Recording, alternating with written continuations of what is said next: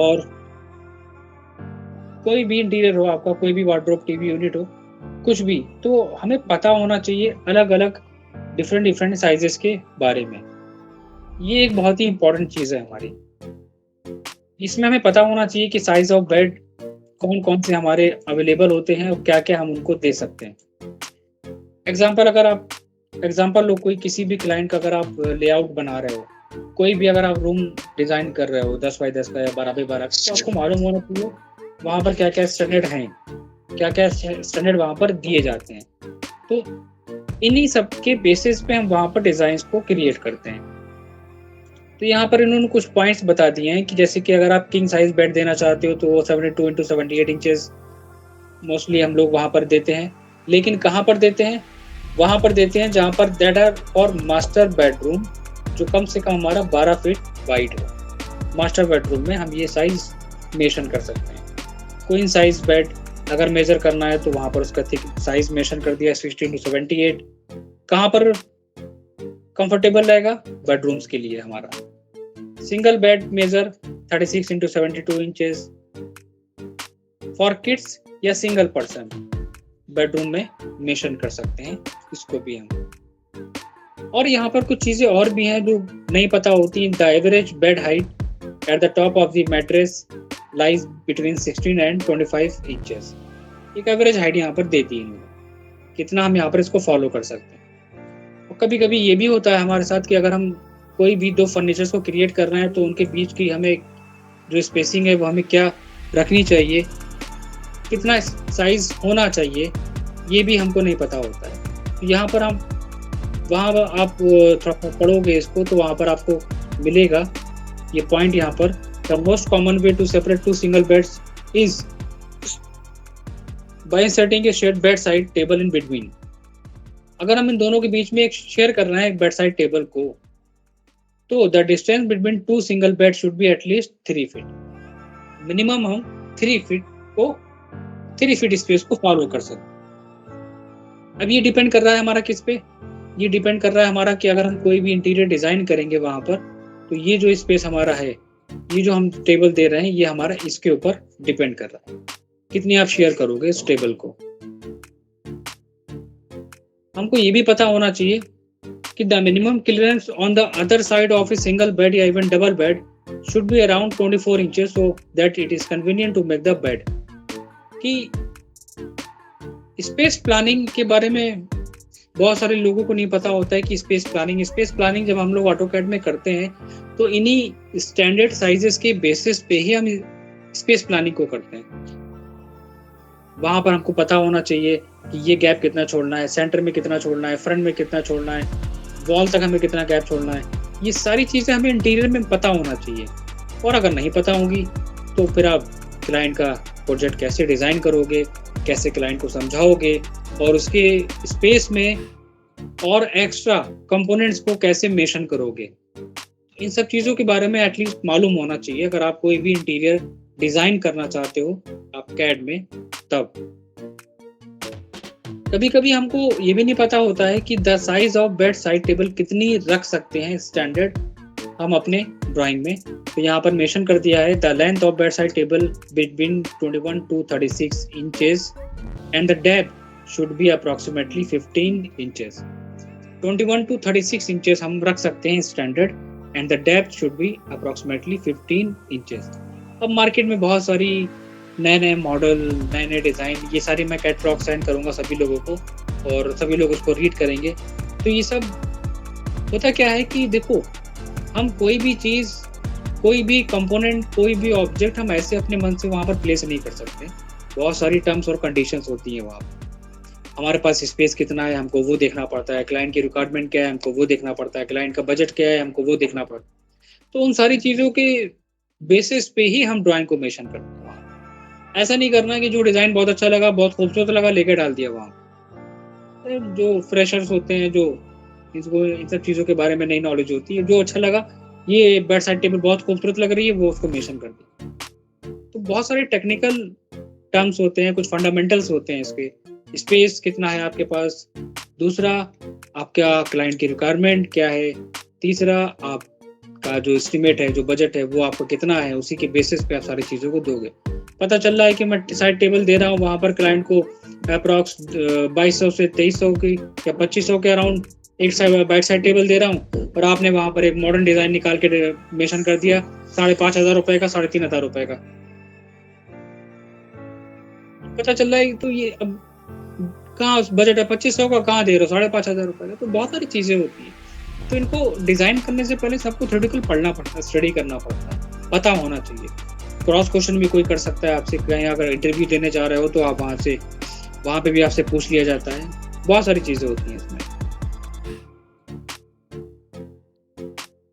यहाँ पर हमें और भी चीज़ें मिलेंगी। आप जब पढ़ोगे कि वार्डरोब के मेजरमेंट हमारे क्या-क्या होते हैं, तो यहाँ पे भी दिया है the maximum width of hinge wardrobe panels varies between 18 and 24 inches. ये दे दिया है the depth of the wardrobe should be at least 24 inches and it's height should match the lintel level of the door which is usually 7 feet. Full height wardrobe touch the ceiling. Conditions के ऊपर depend है। Mention कर दिया, पता है ना हमें, समझ में आ गया हमें कि कितना रखना है। बाकी कंडीशंस के ऊपर है, कितना हम दे सकते हैं वहां पर, स्पेस के ऊपर। अब अराउ clearance 36 to 48 inches in front of the wardrobe. कितना होना चाहिए क्लियरेंस, वो दे दी। पता चल रहा है कि वार्डरोब डिजाइन कर रहे हो, हमको मालूम ही नहीं है सामने कितना रखें। कोई कहता है कि 2 फीट छोड़ देते हैं, कोई कहता है 1 फीट छोड़ देते हैं, कोई कहता है कितना छोड़ देते हैं। क्लियरेंस के बारे में नहीं पता होता है कि कितना फ्रंट में देना चाहिए, वो इंपॉर्टेंट है यहाँ पर। क्यों? Depending on it's panel size so that there is enough space for circulation even if the wardrobe shutter are open। वही चीज आ गई, एक कंफर्टेबल एरिया होना चाहिए जिसको आप यूज कर सके उसको।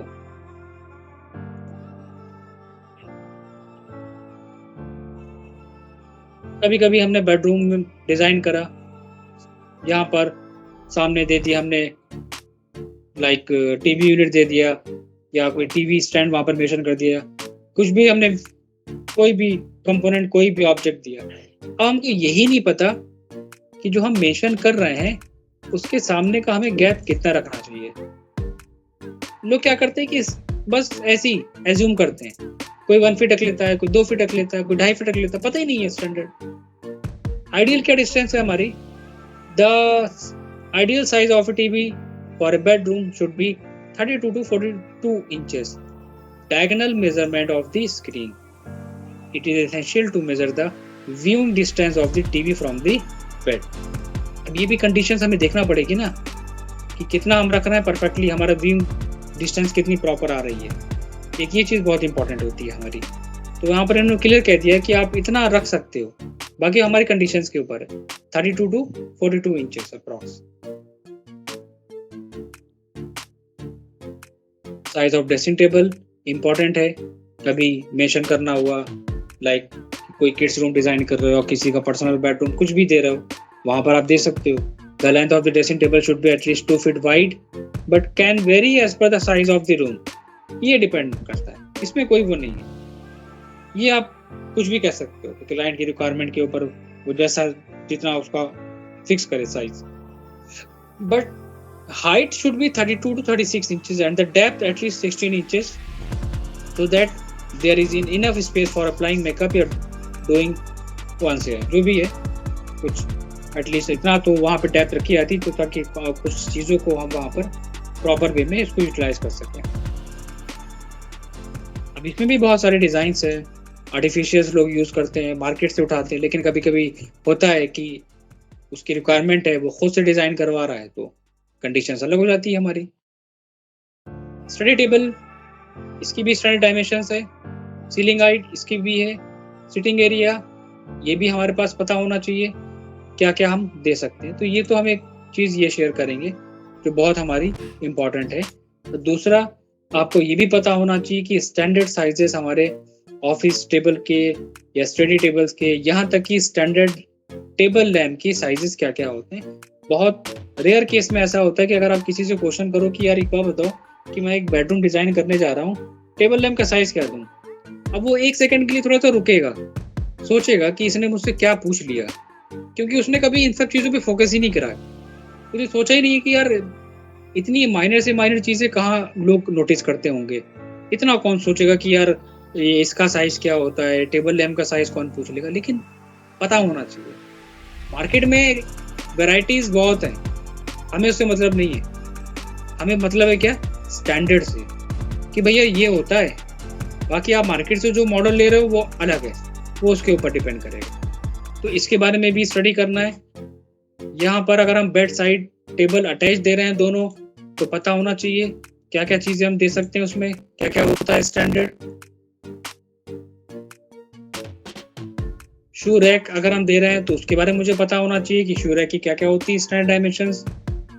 किचन डिजाइन कर रहे हैं, किसी से पूछो क्या साइज होता है, सोचेगा 2 मिनट कि क्या पूछ लिया। साइज होते हैं, अलग अलग होते हैं, लेकिन हम जब डिजाइन करेंगे तो ऑब्वियसली हम डिजाइनर हैं, तो हमको तो मेंशन करना ही पड़ेगा। हम तो वो काम नहीं कर सकते कि हाँ बस लिया मॉडल इंपोर्ट कराया एडीसी और एडीसी में हमने ले जाके वहाँ प्लेस कर दिया। तो साइजेस के बारे में पढ़ना है, परफेक्टली अगर काम करना है इन सब के बारे में आपको स्टडी करना पड़ेगी। सेम WC स्टैंडर्ड साइजेस पता होना चाहिए। मान लो वॉशरूम डिजाइन कर रहे हो, वॉशरूम में प्लान दे रहे हो, उसका एलिवेशन दे रहे हो, क्या दोगे उसके, किसके बेसिस पे दोगे। तो ये सारी चीज़ें मैं कुछ सेंड करूँगा, इनको स्टडी करनी है सबको प्रॉपर वे में, क्या क्या चीज़ें वहाँ पर दी जाती हैं, क्या क्या चीज़ें इसमें होती हैं। एक तो हमारी ये होगी चीज़ इम्पोर्टेंट। दूसरा एक चीज़ और कि बहुत सारे लोगों को वास्तु के बारे में अगर हम यहाँ पर बोलें, वास्तु देखो बहुत इंपॉर्टेंट चीज है। अब क्लाइंट, बहुत सारे बच्चों के हमारे पास क्वेश्चंस भी आते हैं, क्योंकि वो प्रोफेशनल है, काम कर रहे हैं, लोगों के साइटें लेके इंटीरियर के लेते हैं। वो कहते हैं कि सर मुझे तो बहुत रेयर केसेस में ऐसा पता चला है कि बहुत सारे लोगों ने मुझसे कहा भी है कि वास्तु के बारे में। देखो एक बात मैं बता दूं, चाहे कोई कुछ भी करे, किसी को पता हो या ना हो, हमें इससे मतलब नहीं है। लेकिन हम जब एक ऐसी स्टेज पे आते हैं और अगर हमसे कोई क्रॉस क्वेश्चन कर लेता है और जब वो चीज़ हमको नहीं पता होती है, तो बहुत बुरा फील होता है। क्या फील होता है कि क्या पूछ लिया इसने, ये हमको पता होना चाहिए था। आप सबसे कहोगे कि आप एक इंटीरियर डिजाइनर हो। अब एक इंटीरियर डिजाइनर का रोल तो देखो बहुत कुछ होता है, डेकोरेट करना, कलर करेक्शंस, कलर कॉम्बिनेशंस, बहुत सारी चीजें होती हैं इसमें। अगर आपसे किसी ने पूछा जरा मुझे एक बात ये बताओ आप लोग कि एक बेडरूम के जो हम कलर दे रहे हैं, वहां पर मेंशन कर रहे हैं, उनको वास्तु के हिसाब से हम कैसे दे सकते हैं, पता ही नहीं है। और कभी कभी ये भी होता है कि आप कोई भी कलर मेंशन कर देते हो कैटलॉग के बेसिस पे, लेकिन बाद में कोई बंदा उनसे कहता है कि यार ये कलर यहाँ पर ठीक नहीं होना चाहिए था, ये कलर अच्छा नहीं है, तो वो छुट्टे कह देगा। आप क्या बोलेगा उससे कि यार हमारे डिजाइनर ने तो ये बात बताई नहीं थी।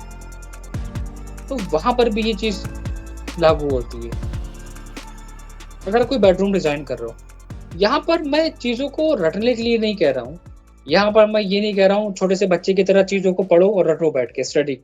इतना पढ़ो जो इम्पोर्टेंट है, जो काम में आए और जो पता हो नॉलेज के लिए, ताकि कोई पूछे तो बता सको। अब यहाँ पर वास्तु में क्या क्या चीजें इंपॉर्टेंट है हमारी। सबसे पहली चीज कि अगर हम कोई भी बेडरूम डिजाइन कर रहे हैं और उस बेडरूम में हम किसी भी वॉल को कलर देना चाहते हैं और उस कलर को हम अकॉर्डिंग टू डायरेक्शन अगर देना चाहें तो हम दे सकते हैं।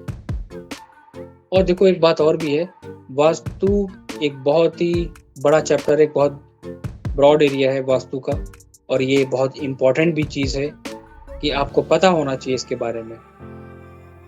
तो अब यहाँ पर अगर आपका कोई नॉर्थ ईस्ट की वॉल है और वहाँ पर कोई पूछे कि हमें इस डायरेक्शन में क्या कलर देना चाहिए, तो आपको पता होगा, तभी आप बताओगे कि यहाँ पर लाइट ब्लू परफेक्ट रहेगा।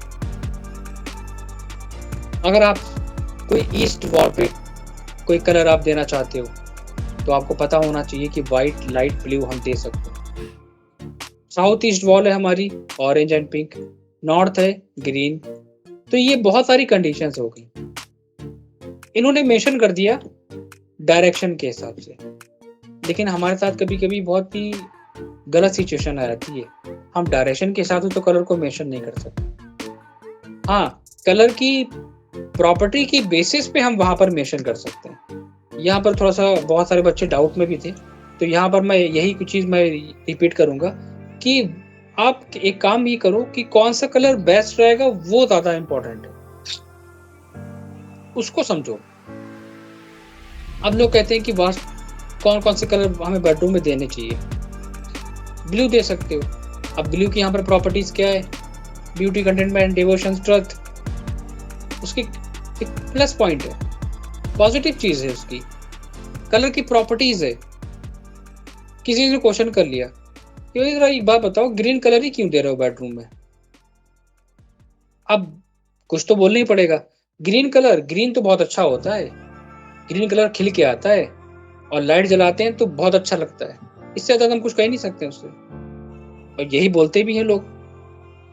अब ग्रीन कलर की वहाँ पर खुद में एक प्रॉपर्टीज़ है, the colour of positivity, simple. Same इसी तरह येलो कलर हम मेंशन कर सकते हैं। येलो कलर की भी अपने खुद की प्रॉपर्टीज़ है वास्तु में।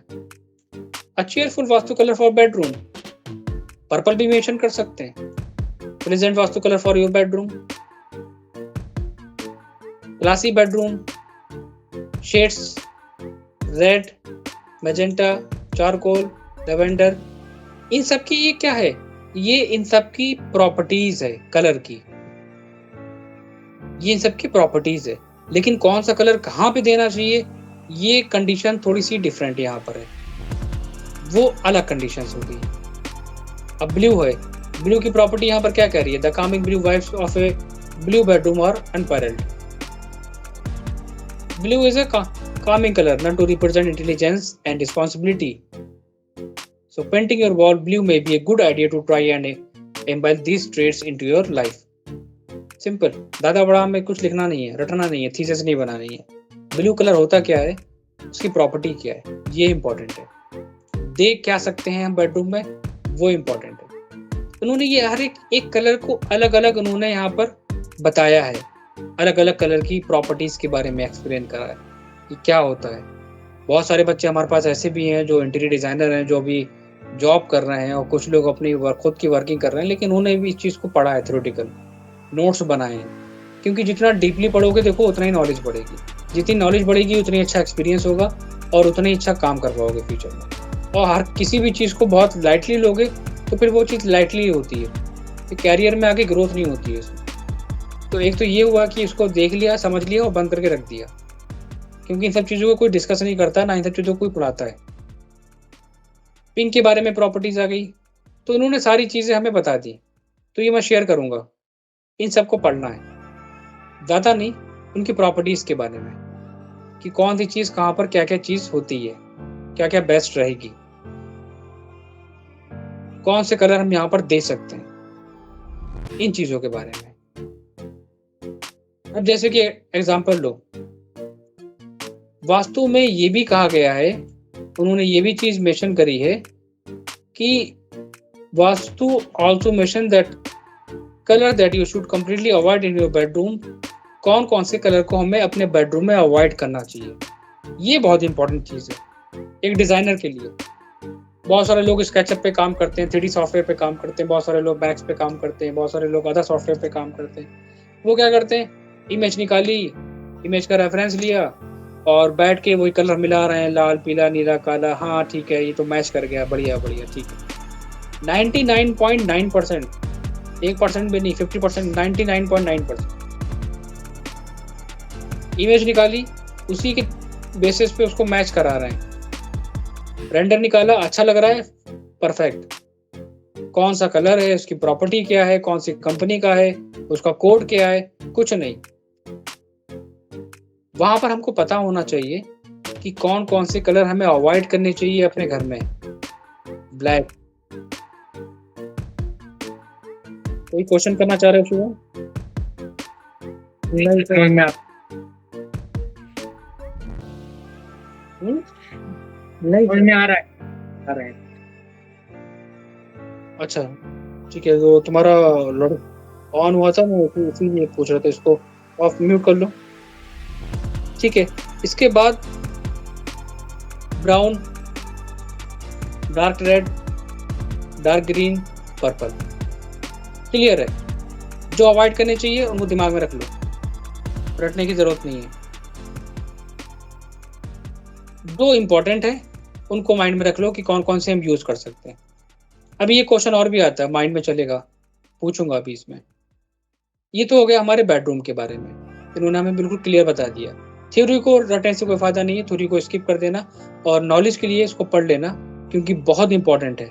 जैसे अगर हम किसी भी सीनियर सिटीजन का बेडरूम डिजाइन कर रहे हैं, तो सीनियर सिटीजन का अगर हम बेडरूम डिजाइन कर रहे हैं तो वहां पर हमें पता होना चाहिए लाइक येलो, व्हाइट, ग्रीन और blue to decorate the senior citizens bedroom. The bedrooms of the family's head of household should face southwest या साउथ। यहाँ पर क्योंकि वास्तु इतनी बड़ी फील्ड है कि वहां पर अगर आप एक सुई भी रखना चाहते हो इधर से उधर, अगर आप कोई भी ऑब्जेक्ट यहाँ से वहां रखना चाहते हो तो वो भी वास्तु के ऊपर डिपेंड करता है। क्यों? वाकई में पॉजिटिविटी नेगेटिविटी कुछ ना कुछ होता है। अब ये एक प्रैक्टिकली अगर हम एक बात कहें, एक आप पूरे ब्लैक कपड़े पहनो और वही आप कलर कॉम्बिनेशन वाले कपड़े पहनो, आपको जब तक अंदर से वो चीज खुशी नहीं महसूस होगी, आप हैप्पी नहीं होगे, आप खुद कहोगे, आप बिल्कुल सैड रहोगे।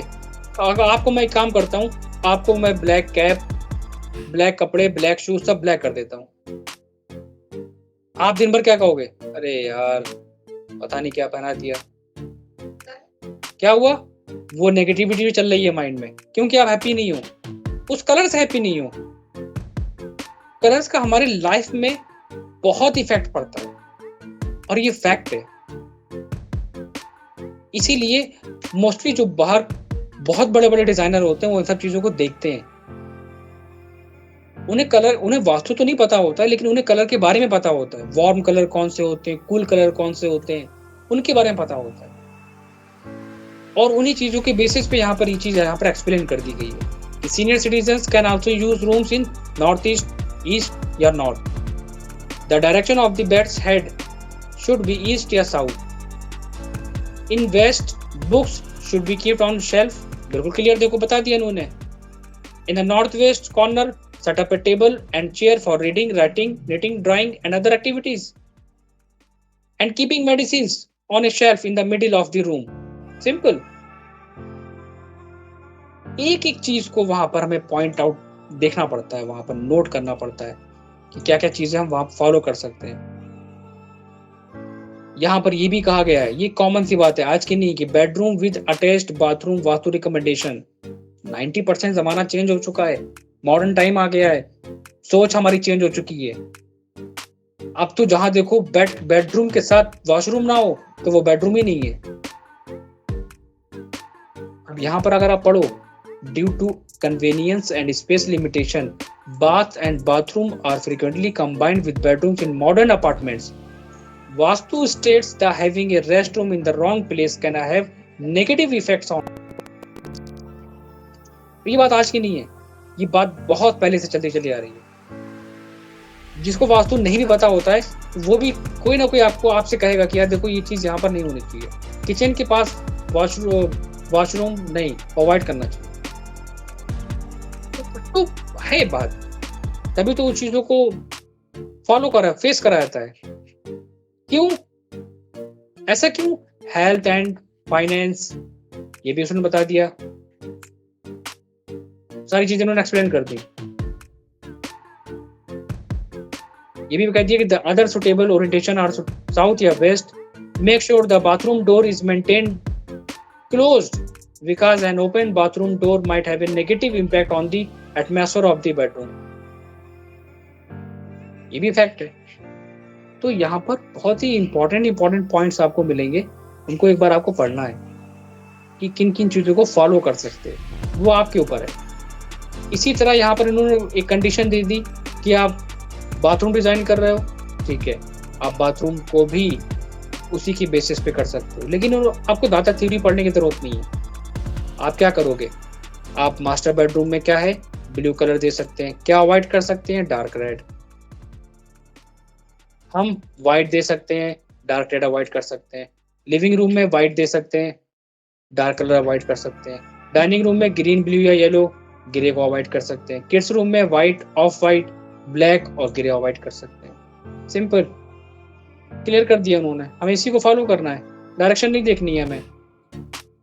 किचन दे रहा है ऑरेंज और रेड, सजेशन है, सजेस्ट है। डार्क ब्लू और रेड अवॉइड कर सकते हैं। क्वेश्चन यहाँ पर ये अराइज हो गया कि 50% लोग आज के दौर में ब्लू और रेड को लेके चलते हैं, 50%। अब आप यहाँ पर क्या कहोगे, मन में क्या सवाल चलेगा? तो सर अगर डार्क ब्लू और रेड अगर हम मना कर देंगे और क्लाइंट ने अगर हमसे कहा तो फिर हम क्या करेंगे? क्लाइंट को तो मारेंगे पकड़ के हम क्या? वहां पर आपका काम क्या है? सजेशन देना, क्योंकि आपको पता है, आपको चीजों के बारे में नॉलेज है। वहां पर आप उससे कहोगे देखिए वैसे तो वास्तु के बेसिस पे तो डार्क ब्लू और रेड अवॉइड करा जाता है, अच्छा नहीं होता है, बट आफ्टर ऑल अगर आप चाहते हो तो हम दे देंगे। तो मेरा काम हुआ उसको क्या, डायरेक्शन देना। वो नहीं समझ रहा है, वो उसकी प्रॉब्लम। क्यों?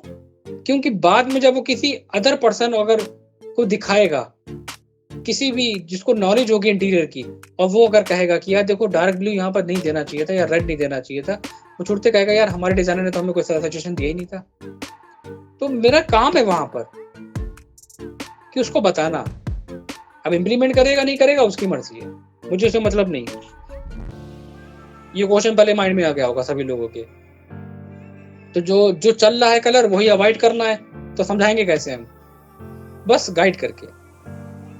बाथरूम में white, dark brown, blue, grey and black avoid करना है। हॉल में yellow and white, dark colour avoid करने हैं।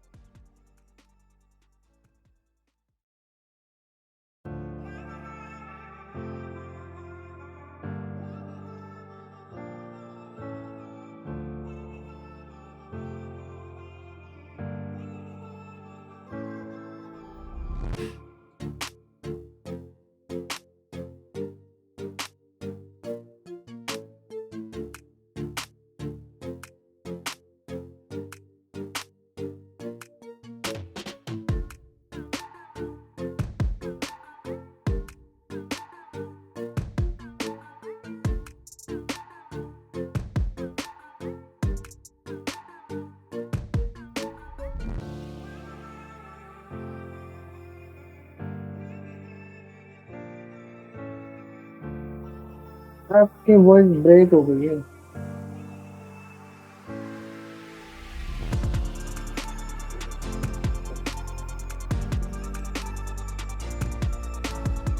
सर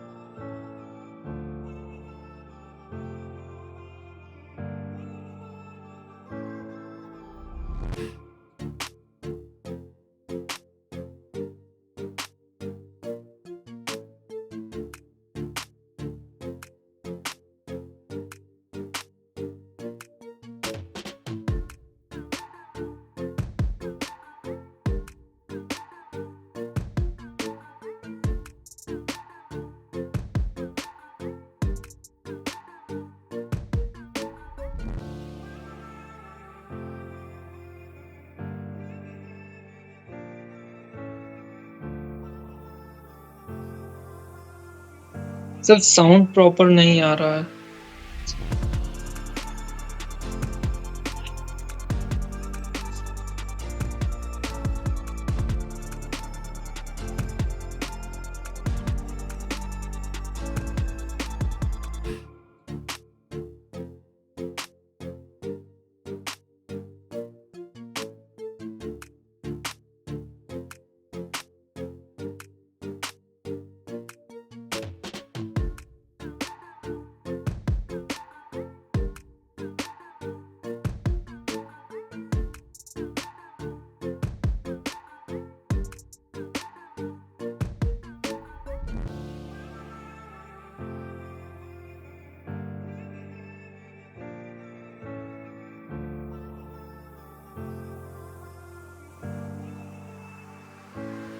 सर साउंड नहीं आ रहा है।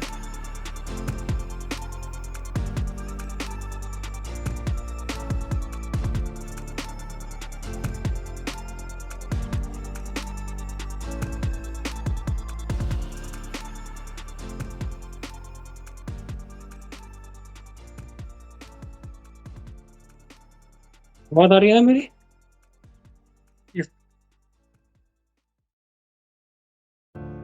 नीता कहाँ चली गई है? यस सर, नहीं आप हाँ ठीक है। शुभम कहाँ गए? ये साउंड आ रहा है। Shivam yes sir. ठीक है, ठीक। तो यहाँ पर मैंने अभी एक्सप्लेन करा था वास्तु के बारे में, तो वही चीज मैं यहाँ पर क्या एक्सप्लेन कर रहा था, पता नहीं मेरी वॉइस पहुंची नहीं पहुंची आप लोगों तक, मैं दोबारा से रिपीट कर रहा हूँ। तो जैसे कि हम लोग कोई अगर इंटीरियर डिजाइन कर रहे हैं, वहां पर कोई भी कलर अगर हम चूज कर रहे हैं, कि मान लो अगर हम वहां पर रेड दे रहे हैं, ग्रीन दे रहे हैं, कोई भी कलर दे रहे हैं, तो वहां पर पता होना चाहिए कि हम कौन सा कलर हम मेंशन करेंगे। एग्जांपल लो, हमने कहा कि मैं अपने बेडरूम में देना चाहता हूँ रेड। अब बेडरूम में अगर हम रेड कलर देना चाहते हैं और बेडरूम में अगर हमने ये कलर निकाला रेड कलर, तो क्या अगर ये कलर हम ढूंढने जाएंगे मार्केट में तो क्या अवेलेबल होगा? बिल्कुल नहीं होगा, मिलेगा ही नहीं, पॉसिबल ही नहीं है। हम किसी शॉपकीपर से कहेंगे कि ये कलर दे दो, निकाल के डंडे से मार मार के बाहर निकाल देगा, वो पागल आगल हो गए क्या वो कहेगा। जब तक उसके पास कोड नहीं है, आप जब तक उसको ये नहीं बताओगे कि हमें ये कलर चाहिए, तब तक वो उसको समझेगा ही नहीं। तो उसको कैटलॉग दिखाना बहुत इंपॉर्टेंट है, ताकि वो उस कैटलॉग के बेसिस पे समझ सके क्या कलर हम देना चाहते हैं। इसलिए ये सारी चीजें बहुत इंपॉर्टेंट है। जो जितने भी इंटीरियर को डिजाइन करोगे, वो सारे के सारे इंटीरियर इन्हीं कलर के बेसिस पे मेंशन करोगे, चाहे वो किचन क्यों ना हो, किचन की डिटेल आपकी क्यों ना हो, आप किचन को वहां पर मेंशन करोगे। ड्राइंग रूम हो आपका, आप ड्राइंग रूम को मेंशन करोगे इन्हीं कलर के बेसिस पे, और उन्हीं डिटेल को हम ऑटोकैड में भी मेंशन करेंगे अपने। ये भी कैटलॉग में फॉरवर्ड कर दूंगा आप लोगों को इसमें।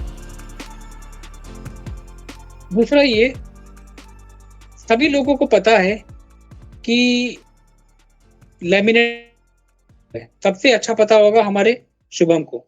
क्या मैं सही कह रहा हूँ शुभम? हाँ सर।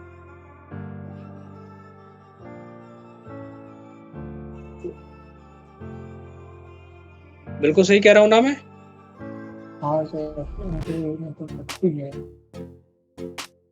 तो देखो, इंटीरियर में बहुत सारे मटेरियल्स हैं जो यूज करे जाते हैं। लैमिनेट हो गई, चारकोल शीट हो गई इसमें, हाँ यूवी शीट्स हो गई इसमें, चारकोल लूवर्स हो गए उसमें, डब्ल्यूपीसी लूवर्स हो गए, बहुत सारे मटेरियल्स हैं। तो उन मटेरियल्स के बारे में पता होना चाहिए, उस मटेरियल की क्या नेम है ये पता होना चाहिए। क्योंकि एग्जांपल लो, अगर आपने ऑटोकैड में मेंशन करा कि हमने ये इमेज दे दी ऑटोकैड में, और अगर आपने ये इमेज दे दी, तो एक बात ये बताओ, आप कैसे ढूंढोगे मार्केट में?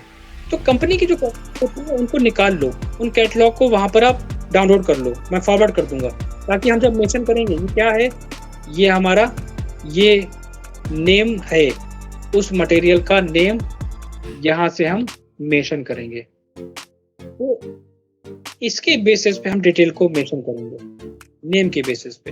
तो बहुत सारी लैमिनेट होती हैं, डिफरेंट डिफरेंट होती हैं, अलग अलग डिज़ाइंस में आती हैं, उसमें प्लेन भी दे सकते हो, और आपकी एक्रेलिक शीट्स होती हैं, हाई ग्लॉसी शीट्स होती हैं, उनको हम यूज़ कर सकते हैं। तो ओवरऑल जितनी भी डिटेल्स हैं वो सारी आपको इसमें मिल जाएंगी, तो कोई मुश्किल नहीं है। आपको बस उनको एक बार स्टडी करना है, उनके नाम को देखना है, समझना है कि कुछ लोग क्या सोचते हैं, मैंने देखा है 90% वो ये देखते हैं, जो फ्रेशर होते हैं वो क्या सोचते हैं, यार पता नहीं दीवार के ऊपर पत्थर कैसे लगा दिया, दीवार के ऊपर पत्थर लगाया तो लगाया कैसे। अब उन्हें इंटीरियर के बारे में मालूम आइडिया ही नहीं है उनको। कोई सोचता है कि यार इसमें मार्बल कैसे लगा दिया, इसके ऊपर कैसे पेस्ट करा होगा। कोई सोचता होगा कि पूरे मॉडल वो स्टोन के लेके आते हैं पूरी शीट और प्लास्टर करके उसको चिपका देते हैं। बहुत सारे बच्चों ने ऐसा एक्सप्लेन करा है, क्योंकि इनके बारे में पता होना चाहिए। इनका पूरा बेस बनाया जाता है, बोर्ड वगैरह पूरे फिक्स करे जाते हैं, उसके ऊपर पेस्टिंग करी जाती है, तो ये सारी चीज़ें मालूम होना चाहिए इसमें। तो इसमें कौन कौन सी शीट होती हैं, डिफरेंट डिफरेंट कलर्स में, डिफरेंट डिफरेंट टेक्सचर्स में आती हैं, ये पता होना चाहिए आपको। तो ये मैं आपको सेंड करूँगा। डेकोरेटिव लैमिनेट कैटलॉग आपके पास होनी चाहिए। अब मार्केट में तो वैसे भी बहुत सारी हैं, मैं तो एक नहीं कह रहा हूँ, कलरफुल आती हैं। किचन में लैमिनेट देनी है तो आप यहाँ से यूज़ कर सकते हो। वाइट है आप वाइट यूज़ कर सकते हो, वुडन टेक्सचर में है आप ये दे सकते हो। बहुत सारी कंडीशंस है, एक नहीं। इन सब के बारे में पता होना चाहिए, क्योंकि जब हम ऑटोकैड में इसको मेंशन करेंगे तो पता चला कि हम वहाँ पर कुछ मटेरियल का नाम दे रहे हैं, वहाँ पर हमें आइडिया नहीं कि हमने दिया क्या है। तो ये सारी कैटलॉग मैं सेंड कर दूंगा कि क्या होती है, क्या क्या नेम्स हैं इसके। और लेमिनेट के बारे में अगर पढ़ा होगा तो यहाँ पर देखो मैं थोड़ा सा एक्सप्लेन भी कर देता हूँ। यहाँ पर दिया हुआ भी है कि laminate is the most commonly used finishing layer for MDF, plywood और particle board and wooden furniture, wall panels and flooring options. अब यहाँ पर दिया हुआ है इन्होंने कि क्या चीज़ होती है।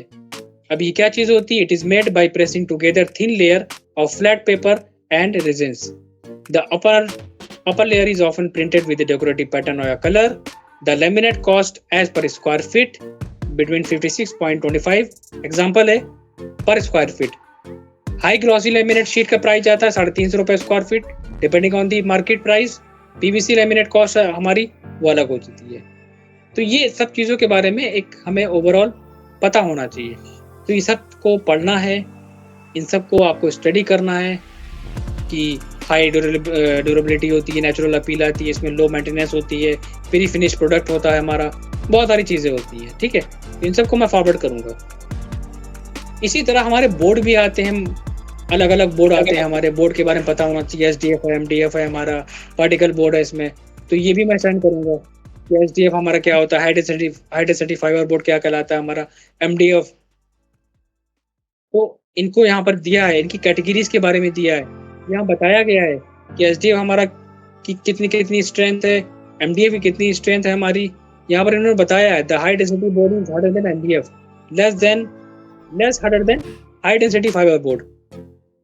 The thick density fibre board is smooth and has uniform surface के बारे में पता है। मतलब इन्होंने डिफरेंसेस बताए हैं। कहाँ यूज कर सकते हैं MDF को, indoor furniture, floor, wall, panelling, door.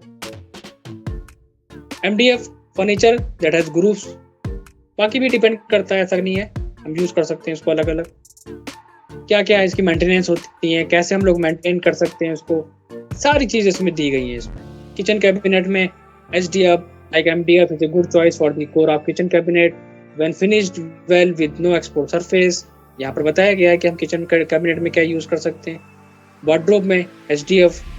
तो अब ऐसा नहीं है कि अब कॉस्टिंग के ऊपर, क्लाइंट के ऊपर, एस्टीमेट के ऊपर बहुत सारी टर्म्स और कंडीशंस होती हैं, इसको हम फिक्स नहीं कर सकते। वॉल पैनलिंग में हम यूज़ कर सकते हैं इसको, वॉल शेल्फ में यूज़ कर सकते हैं, है ना। तो ये सारी चीज़ें एक बार पढ़ने वाली हैं, इनको थोड़ा सा पढ़ना पड़ेगा, समझना पड़ेगा। UV शीट के बारे में पता होना चाहिए, UV शीट क्या होती है, इसकी कैटलॉग में फोन कर दूंगा आपको। यहाँ पर UV शीट मिल जाएगी, यहाँ पर अलग अलग आप देखोगे डिज़ाइंस में है, पैटर्न्स में है। ये क्या है, UV coated decorative marble board है हमारा। क्या मटेरियल है, PVC plus calcium plus adhesive, surface, weight, size, सब कुछ दिया हुआ है। तो एज ए नॉलेज के पॉइंट ऑफ व्यू से सबको स्टडी करना है। जो चीज़ समझ में नहीं आएगी वो मैं बताऊंगा। WPC लोवर्स मेंशन करना है ड्राइंग में, आपको पता होना चाहिए, इनके मटेरियल के बारे में आपको पता होना चाहिए। अगर आप इसको मेंशन कर रहे हो, आपको साइज पता होना चाहिए, क्या क्या mm में, इंचेस में, सेंटीमीटर में, थिकनेस क्या क्या होती है इसकी, लॉन्ग प्लैंक्स हमारे हो गए, इनके बारे में पता होना चाहिए। तो ये सारी चीज़ें बहुत इंपॉर्टेंट है हमारे लिए, एक इंटीरियर डिज़ाइनर के लिए बहुत इंपॉर्टेंट है, ये पता होना चाहिए। उनको हम अलग अलग कंडीशंस में यूज़ कर सकते हैं। लग्जरी लूवर्स पैनल्स हमारे देखो कुछ इस तरह यूज़ करे जाते हैं, है ना। रॉयल ओक, मटेरियल के बारे में नाम पता होना चाहिए, नेचुरल ओक कलर, पता चला ऑटो कार्ड में मेंशन कर दिया, हैचिंग कर दी और मेंशन कर दिया, पता ही नहीं हमें मटेरियल के बारे में। तो इनके साइजेस भी मिल जाएंगे, कैटेगरीज भी मिल जाएंगी, अलग अलग नेम इसके मिल जाएंगे, थिकनेस वगैरह भी मिल जाएगी, सब कुछ मिल जाएगा इसमें। तो इसके बेसिस पे आप वहाँ पर मेंशन कर सकते हो कि आपको कहाँ पर कौन कौन सी चीज़ें देनी है। तो ये बहुत ही इम्पोर्टेंट है, ये सारी चीज़ें मैं फॉरवर्ड कर दूंगा आप लोगों को समझने के लिए। इसमें समझ में आया तीनों के? Yes sir. शुभम, तुम्हें तो नॉलेज होगी ना, तुम्हें पढ़ने की जरूरत है क्या? नहीं है? डीप नॉलेज के लिए थोड़ा सा थ्योरेटिकल पार्ट हमें भी चाहिए था सर। ओके, चलो बढ़िया है। तो इन सब में जो सबसे इम्पोर्टेंट चीज़ है वो है वास्तु के बारे में सभी लोग पढ़ेंगे, उनके नोट्स बनाएंगे, और जो चीज़ जिसको समझ में नहीं आएगी वो पूछ लेना, और नोट्स बनाओगे तो बहुत अच्छी बात है, मैं यही चीज़ कहूँगा। बाकी तो पढ़ के अगर किताब बंद करके रख लोगे तो भी अच्छी बात है, तो आपके ऊपर डिपेंड करेगा कि कैसे आपको स्टडी करनी है, क्योंकि एक इंटीरियर डिज़ाइनर के लिए बहुत सारी चीज़ें जानना बहुत इंपॉर्टेंट है। आप कोई भी इंटीरियर की डिटेलिंग कर रहे हो कैड पे क्लाइंट की, तो मस्ट है कि आप उसको मेंशन करो इसमें। क्लियर है? Yes sir. जी सर। तो ये सारी चीज़ें मैं फॉरवर्ड कर दूंगा तीनों लोगों को, और ऑब्वियसली दोनों लोगों के पास होगी। शिवा, मैं तुम्हें कर दूंगा सेंड, इनको डाउनलोड करके इस पर स्टडी करना स्टार्ट करो। इसके बाद भी हम वर्किंग करना स्टार्ट करते हैं कि कैसे हम लोग डिज़ाइनर क्रिएट करेंगे, कैसे हम डिटेल को मेंशन करेंगे, ठीक है। बाकी जो डाउट्स होंगे ये मुझे बताना सभी लोग, और नोट्स बना के सब लोगों के नोट्स मैं देखूंगा, नोट्स मैं ज़रूर देखूंगा 100% कि कौन कितनी मेहनत कर रहा है। जो नहीं कर रहा है उससे तो मैं कुछ नहीं कहूँगा। हाँ शिवम बताओ। नोट्स देंगे। नोट्स मतलब सेंस कि तुम्हारे पास एक डायरी, मेरे पास भी खुद की एक पर्सनल डायरी है, और मैं आज भी समझता हूँ कि कुछ ना कुछ इम्पोर्टेंट जो चीज़ें होती हैं उनको बस, मतलब नोट्स का मतलब ये नहीं कि बच्चे की तरह जैसे कि लोग पढ़ते हैं कॉलेज वगैरह में, मतलब तुम्हारे लिए इम्पोर्टेंट क्या है, वास्तु में कौन कौन से कलर इंपॉर्टेंट है वो रख लिया, डायरेक्शन के हिसाब से कौन से कलर इंपॉर्टेंट है वो नोट कर लिया, कौन लिविंग रूम में ड्राइंग रूम में कौन कौन से देने चाहिए, ये सब बताइए। मैं वास्तु में इतना इंटरेस्ट लेता ही नहीं मुझको, मैंने कोई सा क्लाइंट को भी बोलता ही नहीं है वास्तु के, बोला इतना नहीं करते वास्तु के, क्योंकि अभी हमने इसमें एक क्वेश्चन, अभी बीच में हमने क्वेश्चन करा था, मान लो तुम बस एज्यूम करो कोई क्लाइंट तुम्हारे पास आया, आज नहीं आया और क्लाइंट भी नहीं आया, और कोई डिजाइनर तुमसे टकरा गया, एक इंटीरियर डिजाइनर तुमसे टकरा गया, तुम्हारा सीनियर, और तुमसे क्वेश्चन करेगा कि शिवम एक बात ये बताओ, किचन की हम राइट वॉल पे, नॉर्थ पे और वेस्ट पे कौन से कलर दे सकते हैं डायरेक्शन के बेसिस पे, सब पता जाता है। कंडीशन में क्या करोगे? अभी इस पर ध्यान नहीं दिया सर, कभी नहीं दिया। हाँ, तभी तो मैं लाया हूँ, तो इस पॉइंट को इसीलिए तो मैं लाया हूँ, और मैं तुम्हें प्रैक्टिकली रूबरू करा रहा हूँ चीज से। उस सीनियर तो तुमसे क्वेश्चन कर लिया कि नॉर्थ में और वेस्ट में हम क्या कलर देंगे, तो हम एक्सक्यूज क्या देंगे तो ये बताओ। ये देंगे कि हमारे काम का नहीं है? नहीं, ये तो नहीं दे सकते, नहीं दे सकते, ये भी नहीं कह सकते कि हमारी यूज में नहीं है। हाँ, क्योंकि सर तो पता है इंडियन ये जितनी भी इंटीरियर में ना एक्चुअल कलर को इतना कोई टिकता कभी नहीं है। जैसे किचन वगैरह को तो ज़्यादा बोलते हैं कि किचन में या फिर बाथरूम वगैरह के लिए बोलते हैं। कलर के लिए कभी नहीं बोलते क्योंकि वो जो ट्रेंड्स आते हैं उनको चाहिए ही है। अभी जैसे अभी आपने बोला था ना ग्रीन कलर हो ब्लू कलर हो गया, पर सबसे ज़्यादा ट्रेंडिंग में मेरे पास में अभी भी बोलती है कितनी ज़्यादा पेस्टल कलर आज के टाइम में कितनी ट्रेंडिंग। मतलब तुम्हारी बात हम बिल्कुल एग्री करते हैं।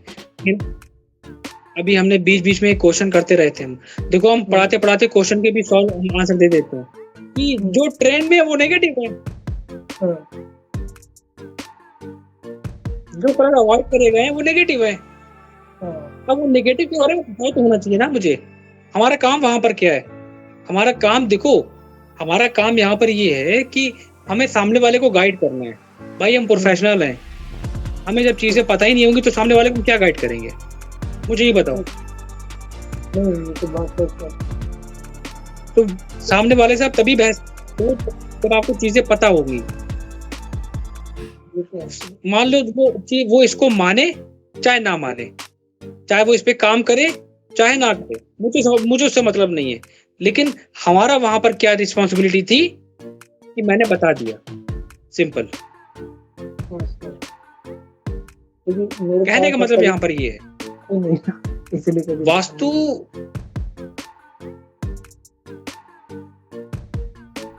हाँ मैं समझ, क्योंकि मान के चलो वास्तु का इतना क्रेज है। आप कभी खाली बैठ के देखना, गूगल वगैरह पे सर्च करना, इतना क्रेज है। लोग 2-2 साल का पूरा कोर्स करते हैं, 1-1 साल का वास्तु का। हाँ, इतना इम्पोर्टेंट है वो मैं मानता हूँ सर, पर क्या होता है ना, जो वास्तु से जो मानते हैं जो वास्तु, वो उसको मिनी से लेकर माइक्रो तक मानते सर। वास्तु के लिए बोलते भी है वास्तु अगर आपको चाहिए घर में तो मिनी से माइक्रो तक होगा पूरा, कि आपकी अगर एक पिक्चर ही लगी हुई है ना, अगर हम भगवान की अपनी पिक्चर लगाते हैं कोई भी, तो उसका भी एक साइज होगा, किस साइज तक वो अपने हम भगवान को रख सकते हैं। ये चीजें वही चीज है वो वहाँ पे क्यों यार इतना डिटेल में ना पढ़ो। मैंने भी एक कस्टमर को फेस किया है सर। तुम्हारी बात से मैं भी नहीं कर रहा हूँ। हाँ, और फिर उस कंडीशन में वो लोग हमें ऐड नहीं करते, वो स्पेशलिस्ट को बुलाते हैं। आज भी मेरी साइड पे सर वास्तु